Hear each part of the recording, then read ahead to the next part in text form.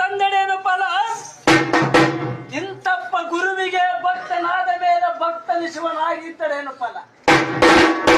ಏ ದೇವ ಏ ಶಂಭುವೆ ಇಂತಪ್ಪ ಗುರುವಿಗೆ ಗುಲಾಮನಾಗದಿದ್ದ ಮೇಲೆ ಲಿಂಗ ಕಟ್ಟಿದಡೇನು ಫಲ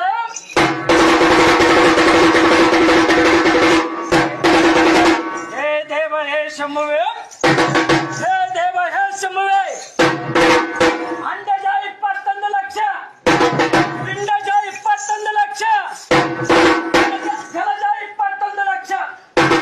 ಪೃಥ್ವಿಜ 21 ಲಕ್ಷ ಇಂತೆ 84 ಕೋಟಿ ಜೀವರಾಶಿಗಳಲ್ಲಿ ಮಾಡಿದ ಪುಣ್ಯದ ಫಲದಿಂದ ಈ ಮಾನವ ಜನ್ಮ ಕಡೆಯ ಜನ್ಮವಾಗಿರುವುದು. ಈ ಮಾನವ ಜನ್ಮ ಹೇಗೆ ಭೂಮಿಗೆ ಬಂದಿತ್ತೆಂದರೆ